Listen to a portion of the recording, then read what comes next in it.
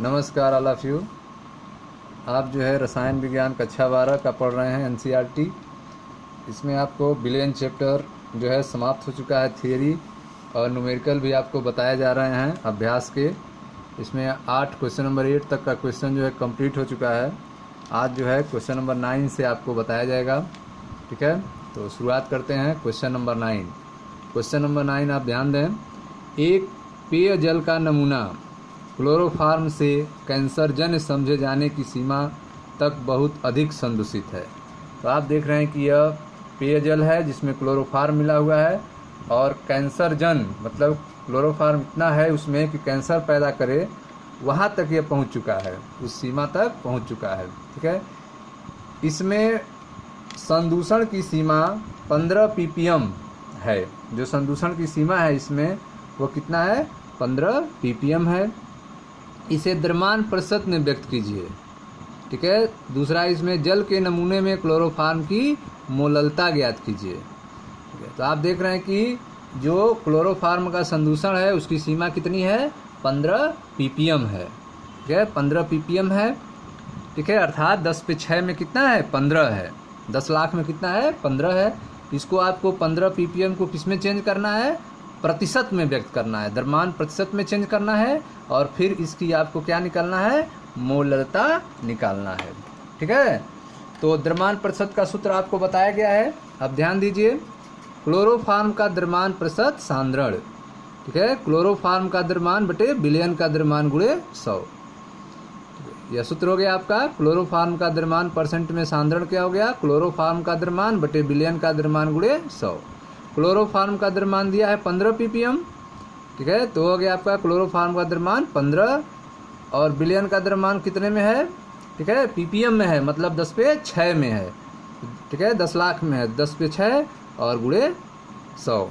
ठीक है, तो अब यहाँ पे यह 10 पे 6 ऊपर जाएगा तो -6 होगा और यह +2 जो है उसमें से माइनस करेंगे तो 4 होगा और -4 होगा तो -4 जो है और यहाँ पे एक दशमलव लगा देंगे तो -3 हो जाएगा। ठीक है, तो इसको आप सॉल्व करोगे तो यह हो जाएगा 1.5 × 10⁻³ तो इस तरह से क्लोरोफार्म जो है 15 ppm था उसको आपने परसेंट में चेंज किया और उसका मान आया 1.5 × 10⁻³ अब आपसे पूछा गया था कि मोललता ज्ञात कीजिए। तो मोललता फार्मूला आप पढ़े हो, विलेय का मोलर द्रव्यमान बटे जल का किलोग्राम में द्रव्यमान। तो विलेय का मोलर द्रव्यमान बराबर, ठीक है, तो विलेय का मोलों की संख्या। ठीक है, मोललता बराबर क्या होता है? विलेय के मोलों की संख्या बटे जल का किलोग्राम में द्रव्यमान। तो मोलों की संख्या कैसे निकालते हैं? द्रव्यमान बटे मोलर द्रव्यमान से। तो क्लोरोफार्म का द्रव्यमान बटे मोलर द्रव्यमान, यह हो गया मोलों की संख्या और बटे जल का किलोग्राम में द्रव्यमान। ठीक है, अब जो है मोलर द्रव्यमान निकाल लेते हैं। क्लोरोफार्म का कितना होगा? तो क्लोरोफार्म का सूत्र है CH_Cl3। तो कार्बन 1 है तो 12 हो गया, हाइड्रोजन 1 हो गया और ये आपका एक क्लोरीन का 5.5 होता है, 3 है तो 5.5 में 3 का मल्टीप्लाई करेंगे तो 106.5 हो गया और इनको ऐड करेंगे तो 119.5 ग्राम पर मोल। यह क्लोरोफार्म का क्या हो गया? मोलर द्रव्यमान हो गया। अब इस मान को जो है हम रखते हैं। ठीक है, तो मोललता बराबर क्लोरोफार्म का द्रव्यमान जो है 15 दिया हुआ है, मोलर द्रव्यमान आप निकाल चुके हैं 119.5 और बटे जल का किलोग्राम में द्रव्यमान। तो जो आप 10 पे 6 दिया गया है उसको किलोग्राम में चेंज कर दें, 1000 से डिवाइड कर दें। ठीक है, तो 1000 से आप डिवाइड कर दें, उसके बाद इसको सॉल्व करेंगे तो यह आपका जो है आ जाएगा 1.25 × 10⁻⁴ मोलल। 1.25 × 10⁻⁴ मोलल। ठीक है, तो इस तरह से 15 ppm को आपने क्लोरोफार्म दिया गया था जिसको आपने द्रव्यमान परसेंट में चेंज किया और बिलियन की मोललता निकाला। ठीक है, अब आते हैं क्वेश्चन नंबर 13 पे। क्वेश्चन नंबर 13 देखते हैं क्या है। तो क्वेश्चन नंबर 13 है आपका 6.56 × 10⁻³ ग्राम एथेन युक्त एक संतृप्त विलयन में एथेन का आंशिक दाब 1 बार है। ठीक है, यदि विलयन में 5 × 10⁻² ग्राम एथेन हो तो गैस का आंशिक दाब क्या होगा? ठीक है, तो यहाँ पे आप देख रहे हो आंशिक दाब दिया हुआ है 1 बार, एथेन का आंशिक दाब 1 बार दिया हुआ है और यदि विलयन में 5 × 10⁻² ग्राम एथेन हो तो गैस का आंशिक दाब क्या होगा? तो आपको गैस का आंशिक दाब निकालना है। ठीक है। तो एक मान दिया हुआ है इतना ग्राम, तो आंशिक, ठीक है, आंशिक दाब 1 बार है तो इतना ग्राम है, तो आंशिक दाब कितना होगा। तो इसको जो है हेनरी के नियम से सॉल्व करेंगे, समीकरण 2 बनाएंगे, ठीक है, और उसके बाद इसको डिवाइड करके सॉल्व करके आप आंशिक दाब निकालेंगे। देखते हैं। तो आप देखो हेनरी का नियम, हेनरी के नियमानुसार स्थिर ताप पर विलयन में विलेय गैस का द्रव्यमान, ठीक है, जो आंशिक दाब के क्या होता है, समानुपाती होता है। विलयन में विलेय गैस का द्रव्यमान जो है यम, वो आंशिक दाब के समानुपाती होता है, ठीक है। तो प्रश्न के अनुसार अब करें समानुपाती। तो विलयन में विलेय का गैस का द्रव्यमान पहले दिया है 6.56 × 10⁻³ ग्राम, यह उसका आंशिक दाब कितना है, 1 बार, तो यह समानुपाती हो गया, समीकरण 1।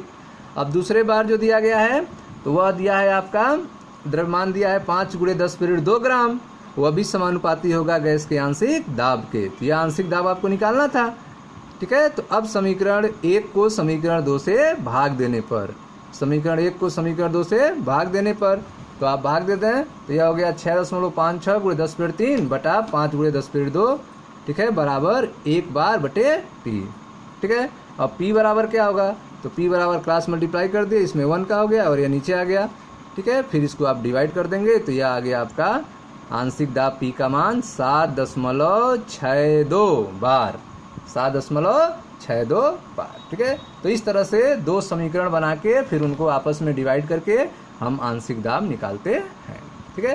तो यह हो गया क्वेश्चन नंबर 13। अब आप देखते हैं अगला क्वेश्चन, क्वेश्चन नंबर है आपका 15। तो क्वेश्चन नंबर 15 आप ध्यान दें। क्वेश्चन नंबर 15 है आपका विलायक के सामान्य क्वथनांक पर, विलायक के सामान्य क्वथनांक पर एक अवाष्पशील विलेय का 2% जलीय विलयन का 1.004 बार वाष्प दाब है। विलेय का मोलर द्रव्यमान क्या है, ठीक है। तो आप देख रहे हैं अवाष्पशील विलेय का 2% जलीय विलयन है और उसका वाष्प दाब है 1.004 बार वाष्प दाब है उस जलीय विलयन का। आपको विलेय का क्या निकालना है, मोलर द्रव्यमान निकालना है, ठीक है। तो विलेय का मोलर द्रव्यमान कैसे निकलेगा, तो इसके लिए आपको राउल्ट का नियम बताया गया है, तो राउल्ट के नियम का यहाँ यूज करेंगे, ठीक है। अब ध्यान दें कैसे इसको सॉल्व करेंगे क्वेश्चन नंबर 15 को। तो क्वथनांक देखते हैं, देखें ध्यान से। क्वथनांक पर शुद्ध जल का वाष्प दाब P0, ठीक है। क्वथनांक पर शुद्ध जल का वाष्प दाब कितना होगा, P0। एक वायुमंडल का मान कितना होता है, क्वथनांक पर शुद्ध जल का वाष्प दाब P0 का मान कितना होता है, 1 एटमॉस्फेरिक प्रेशर, 1 वायुमंडल, जिसको बार में कितना कहेंगे, 1.013 बार, 1.013 बार कहेंगे। क्वेश्चन में दिया है विलयन का वाष्प दाब कितना दिया है, क्वेश्चन में PS का मान दिया है वह है 1.004 बार, यह क्वेश्चन में दिया हुआ है, ठीक है। विलेय का द्रव्यमान दिया है 2%, ठीक है, अर्थात 2 ग्राम, ठीक। विलेय का द्रव्यमान W2 कितना है, 2 ग्राम, तो विलयन का द्रव्यमान कितना होगा, ठीक है। विलायक जो है उसका विलयन का द्रव्यमान 100 ग्राम है, टोटल जो है कितना है, 100 ग्राम है, तो विलायक का द्रव्यमान कितना होगा, तो 100 में से 2 माइनस कर देंगे, 98 ग्राम, तो विलायक का द्रव्यमान कितना हो गया, 98 ग्राम हो गया, ठीक। अब राउल्ट का नियम लगाते हैं तनु विलयन के लिए, राउल्ट का नियम, ठीक है। P0 - PS अपान P0 बराबर N2 बटे N1/N2, ठीक है। वाष्प दाब में आपेक्षिक अवनमन बराबर, ठीक है, जिसका आप निकालना है उसके मोलों की संख्या बटे कुल मोलों की संख्या, ठीक है। तो यह P0 - PS अपान P0 बराबर N2 अपान N1/N2। अब यहाँ पे देखो, यहाँ पे N2 जो है उसको हम यहाँ पे हटा देंगे क्योंकि इसकी अमाउंट जो है बहुत कम है, N2 की अमाउंट क्या है, बहुत कम है, इसलिए इसको क्या कर देंगे, हटा देंगे, ठीक है। तो N1 को लेकर चलते हैं, नीचे जो N2 है उसका मात्रा कम है इसलिए हटा दिए इसको। अब N1 को लेकर चलेंगे तो यह हो जाएगा P0 - PS अपान P0 बराबर N2 बटा N1। अब इसमें मान लिखे N2 का क्या हो जाएगा, नंबर ऑफ मोल्स है या मोल की संख्या, तो wait by molecular wait W2 बटे M2 अपान N1 का हो गया W1 बटे M1, wait by molecular wait, ठीक। अब आगे देखो P0 - PS अपान P0 बराबर, तो यह हो गया आपका W2 बटे, ठीक है, W2 बटे यह W1 भी कर सकते हैं और आप M1 बटे M2 भी कर सकते हैं, ठीक है। तो यह इस तरह भी लिख सकते हैं W2/M2 इंटू M1/W1, सब मान रख दो जो दिया है क्वेश्चन से। तो P0 का मान 1.013, ठीक है, बार हो गया। PS का मान क्वेश्चन में दिया गया था 1.004, ठीक। P0 का मान 1.013 यह हो गया बराबर W2 का मान 2 है, M2 का मान आपको निकालना है, M1 का मान 18 हो गया, W1 का मान 98 हो गया, ठीक है। यह हो गया। यह M1 किसके लिए है? H2O के लिए है, H2O का मॉलिक्यूलर वेट 18, ठीक है, W1 98, ठीक। अब M2 आपको निकालना है, तो इसमें जो है आप जो है इसको माइनस कर लें, M2 का मान निकालना है, तो ये इसको आप सॉल्व करोगे तो यह जो आ जाएगा आपका 41.35 ग्राम पर मोल। तो इसका जो हो गया आपका जो आपको निकालना था द्रव्यमान, यह निकल गया कितना है? आणविक द्रव्यमान 41.43 ग्राम पर मोल, ठीक है। तो यह हो गया आपका। माइनस करने पे आप देखो इतना आएगा 0.009 आएगा, ठीक है। इन दोनों मल्टीप्लाई करेंगे आपस में, इसको मल्टीप्लाई करेंगे, डिवाइड करेंगे तो आ जाएगा 41.35 ग्राम पर मोल, ठीक है। तो यह आपका क्वेश्चन नंबर 15 था जिसमें मोलर द्रव्यमान आपने निकाला, M2 का मान निकाला। अब आप देखो क्वेश्चन नंबर 16 नंबर। हेप्टेन और ऑक्टेन एक आदर्श विलयन बनाते हैं। हेप्टेन और ऑक्टेन जो है एक आदर्श विलयन बनाते हैं। 373 केल्विन पर दोनों द्रव घटकों का वाष्प दाब क्रमशः, ठीक है, दोनों का हेप्टेन और ऑक्टेन का आदर्श विलयन बनाते हैं और 373 केल्विन पर दोनों द्रव घटकों का वाष्प दाब यहाँ दिया गया है। हेप्टेन का है 105.2 किलो केल्विन, किलो पास्कल, ठीक है, किलो पास्कल, और जो है ऑक्टेन का कितना है 46.8 किलो पास्कल है, ठीक। 26 ग्राम हेप्टेन और 35 ग्राम ऑक्टेन के मिश्रण का वाष्प दाब क्या होगा? तो अलग अलग जो है वाष्प दाब दिया गया है, और जब इनको जो है 26 ग्राम और 35 ग्राम आपस में मिला देते हैं तो उस समय जो है आपको वाष्प दाब बताना है, ठीक है ना। तो इसको आप क्वेश्चन को कैसे सॉल्व करेंगे? तो मिश्रण का आपको वाष्प दाब निकालना है, तो आपको अलग अलग निकालना होगा। आंशिक दाब ऑक्टेन का निकालेंगे, आंशिक दाब हेप्टेन का निकालेंगे, फिर दोनों को जोड़ देंगे तो मिश्रण का कुल वाष्प दाब निकल जाएगा, ठीक है। तो अलग अलग मोल अंश आप निकालें, ठीक है, मोल अंश निकालें, उसके बाद जो है आंशिक दाब निकालिएगा हेनरी का नियम अप्लाई करके, ठीक है। देखते हैं फिर। तो हेप्टेन और ऑक्टेन का मिश्रण आदर्श विलयन बनाते हैं। क्वेश्चन में दिया गया है हेप्टेन का द्रव्यमान 26 ग्राम, ठीक। हेप्टेन का आणविक द्रव्यमान कितना होगा? 100 होगा। हेप्टेन का आणविक द्रव्यमान कितना होगा? 100, ठीक। मोल संख्या निकाल लें, वेट बाय मॉलिक्यूलर वेट 26/100, तो यह हो गया 0.26। मोलों की संख्या निकल गया हेप्टेन के लिए। फिर ऑक्टेन का द्रव्यमान कितना दिया है क्वेश्चन में? 35 ग्राम दिया है। ऑक्टेन का आणविक द्रव्यमान कितना होगा? 114 होगा, ठीक है। तो ऑक्टेन के मोलों की संख्या निकाल लें वेट बाय मॉलिक्यूलर वेट से, तो यह आ गया 0.30, तो ठीक है। तो हेप्टेन की मोल संख्या निकल गया और ऑक्टेन की मोल संख्या निकल गया। अब मोल अंश निकालते हैं। हेप्टेन का मोल अंश, हेप्टेन का मोल अंश, तो हेप्टेन के मोलों की संख्या बटे कुल मोलों की संख्या, ठीक है। तो हेप्टेन के मोलों की संख्या रख दिए और हेप्टेन के मोलों की संख्या अब प्लस ऑक्टेन के मोलों की संख्या सॉल्व करें आप, तो हेप्टेन का मोल अंश निकल गया 0.46, ठीक है। तो हेप्टेन का जब मोल अंश 0.46 निकल गया तो ऑक्टेन का मोल अंश निकालने के लिए, ठीक है, द्विअंगी है तो दो ही लोग हैं तो 1 से माइनस कर लेंगे, तो ऑक्टेन का मोल अंश बराबर 1 - 0.46, यह आ गया 0.54। तो इस तरह हेप्टेन का मोल अंश आपको निकल गया 10.46 और ऑक्टेन का मोल अंश निकल गया 10.54, ठीक है। अब हेनरी का नियम लगाते हैं। तो आंशिक दाब, आंशिक दाब जो है हेप्टेन का कितना होगा? तो P0 into XA, P0 into XA heptane का जो मोल अंश निकाले हैं उसका वैल्यू यहाँ रखना है और P0 जो दिया गया है वैल्यू, ठीक है। तो आंशिक दाब हेप्टेन का, तो P0 का वैल्यू आप रख दिए 105.2 और यह जो आप मोल अंश निकाले थे उसको रख दिए, मल्टीप्लाई कर दिए, तो यह आंशिक दाब निकल गया हेप्टेन का 48.39। इसी तरह आंशिक दाब ऑक्टेन का निकालें P0 इंटू, ठीक है, मोल अंश किसका? ऑक्टेन का, ठीक है। तो यह आप P0 की वैल्यू रखें 46.8 और जो मोल अंश निकला है 0.54 मल्टीप्लाई कर दें तो 25.27, यह निकल गया आंशिक दाब किसका? ऑक्टेन का। क्वेश्चन पूछा गया था मिश्रण का कुल दाब, तो मिश्रण का कुल दाब, ठीक है, आंशिक दाब ऑक्टेन का प्लस आंशिक दाब हेप्टेन का, तो वैल्यू रख दें दोनों का, दोनों को ऐड कर दें, तो यह हो गया आपका ऐड करने पे 73.66 किलो पास्कल। तो यह निकल गया आपका मिश्रण का कुल वाष्प दाब। ठीक है, तो सबसे पहले आपने मोलों की संख्या निकालना, उसके बाद अलग अलग मोल अंश आपने निकाला, मोल अंश निकालने के बाद आंशिक दाब आपने निकाला, और आंशिक दाब निकलने के बाद आपस में जोड़ दिया दोनों को। इस तरह से आपका आंसर आ गया। अब नेक्स्ट क्वेश्चन देखते हैं, क्वेश्चन नंबर 17। देखें ध्यान से, 300 केल्विन पर जल का वाष्प दाब 12.3 किलो पास्कल है।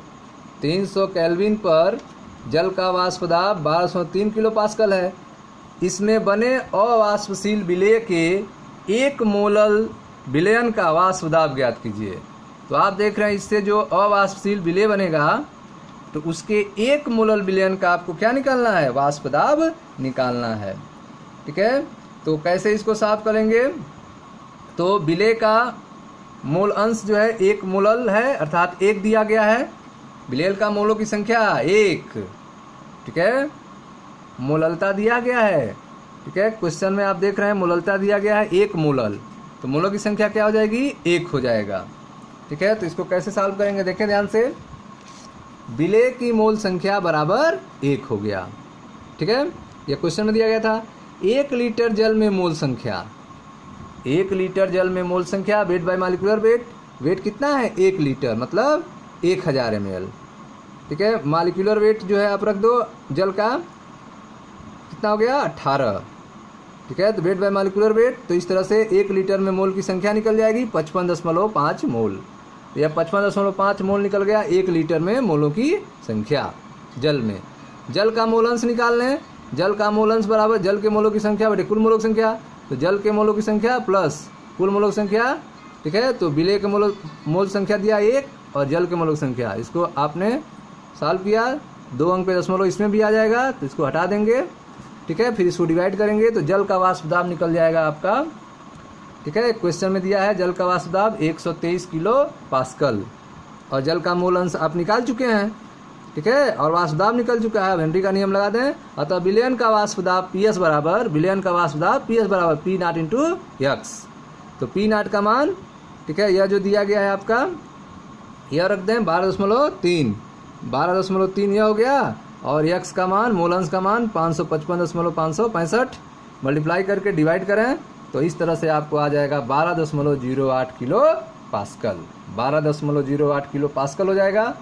तो इस तरह से आपने देखा कि विलयन का वाष्प दाब जो है हेनरी के नियम से इसको निकाला गया है। ठीक है, क्वेश्चन में 1 मोलल दिया गया था, अर्थात विलेय की मोल की संख्या 1 दिया गया था। जली विलयन था तो जल के मोलों की संख्या आप निकालें 1 लीटर में। ठीक है, उसके बाद जल का मोल अंश निकला है, मोल अंश के बाद जो है क्वेश्चन में वाष्प दाब दिया गया था, उसके बाद हेनरी का नियम लगा के जो है आपने आंसर निकाला है। ठीक है, अब आप देखें अगला क्वेश्चन, क्वेश्चन नंबर 18, ध्यान दें।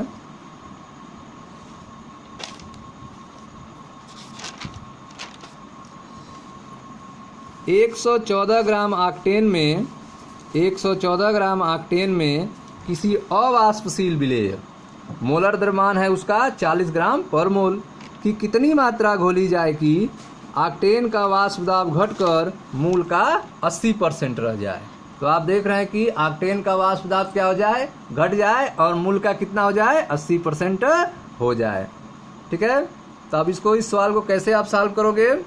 ठीक है, तो अवाष्पशील विलेय घोलने के बाद ऑक्टेन का वाष्प दाब कितना घट रहा है, पहले का 80% घट रहा है, अर्थात 80% किसका, P1 नॉट का। अगर P1 माने तो P1 नॉट का। ठीक है, तो घट रहा है P1 नॉट, P1 नॉट घट रहा है, तो 80% मतलब 80/100 P1 नॉट, 80/100 P1 नॉट, 80% को चेंज किए 80/100 P1 नॉट। तो ठीक है, तो इस तरह से वाष्प दाब P1 बराबर क्या हो जाएगा, तो 80 में 100 भाग देंगे 0.8 P1 नॉट, यह हो गया आपका। ठीक है, तो ध्यान दें, अवाष्पशील विलेय घोलने के बाद ऑक्टेन का वाष्प दाब में कमी कितनी होगी, तो 80% P1 नॉट। ठीक है, शुद्ध का 80% घट जा रहा है, तो 80% मतलब 80/100 P1 नॉट। ठीक है, तो 100 से डिवाइड करेंगे तो P1 बराबर क्या हो जाएगा 0.8 P1 नॉट। विलेय का आणविक द्रव्यमान क्वेश्चन में दिया है 40 ग्राम पर मोल, विलेय का आणविक द्रव्यमान M2 बराबर 40 ग्राम पर मोल। ऑक्टेन का द्रव्यमान, ठीक है, जो ऑक्टेन का द्रव्यमान कितना होगा, W1 बराबर 114 ग्राम। ऑक्टेन का द्रव्यमान W1 बराबर 114 ग्राम, ठीक है। तो ये आणविक द्रव्यमान कैसे आया है, ऑक्टेन का आणविक द्रव्यमान आप निकाले हो, ऑक्टेन C8H18, ठीक है। तो इसमें आप जो है वैल्यू रखे हो, 8 कार्बन है तो एक कार्बन का वजन 12 हो गया, प्लस 18 हाइड्रोजन है, एक हाइड्रोजन का वजन 1 हो गया, जिसको ऐड किए 114 ग्राम पर मोल। तो ऑक्टेन का द्रव्यमान कितना हो गया, 114 ग्राम हो गया। विलेय का आणविक द्रव्यमान 40 ग्राम पर मोल है, ठीक है। अब यहाँ लगाते हैं राउल्ट का नियम। राउल्ट का नियम देखें ध्यान से, P1 not minus P1 upon P1 not बराबर, ठीक है, small n by capital N, ठीक है। तो P1 not minus P1 upon P1 not बराबर स्मॉल n W2 बटे M2, ठीक है, और कैपिटल N बराबर W1 बटे कैपिटल W1 बटे कैपिटल M1, ऊपर चला जाएगा, ठीक। अब सब वैल्यू इसमें रख दें, तो P1 नॉट, ठीक है, P1 नॉट माइनस P1 का मान 0.8 P1 नॉट, यह हो गया, अपान P1 नॉट बराबर W2, ये आपको फाइंड करना है, M1 का मान 114 और M2 का मान 40, W1 का मान 114, ठीक, यह हो गया आपका। अब जो है इसको सॉल्व करो आप, ठीक है।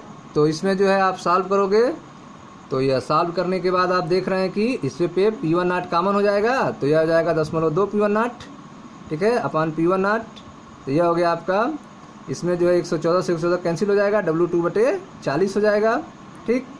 P1 नॉट से P1 नॉट कैंसिल हो जाएगा, तो W2 बराबर, ठीक है, क्रॉस मल्टीप्लाई करेंगे तो यह 0.2 गुणे 40, यह हो गया 8 ग्राम, ठीक है। तो इस प्रकार विलेय की आवश्यक मात्रा कितनी होगी, 8 ग्राम होगी, ठीक है। तो यह आपका क्वेश्चन नंबर 18 था, ठीक है। तो यहाँ तक जो है, अब आगे के क्वेश्चन जो है अगले वीडियो में बताया जाएगा, ठीक है। तो क्वेश्चन को बार बार आप रिवाइज करें, सॉल्व करें, वीडियो को लाइक करें, शेयर करें, सब्सक्राइब करें, धन्यवाद।